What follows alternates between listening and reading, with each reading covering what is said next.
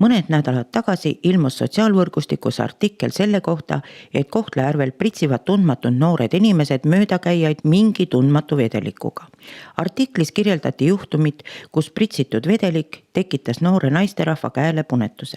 Viimasel ajal on politseisse saabunud teateid selle kohta, et Kohtla-Järvel 2 noorukid käivad ja pritsivad möödujaid. Et selle kohta meil on ühendust võetud ühe avaldajaga, kelle last on pritsitud, suheldud selle lapsega. See laps ütles, et teda see ei häirinud ja need pritsimised olid kogemata talle riiete peale. Ja selle kohta on alustamata jäetud väärteomenetlus, kuna koosseis puudub.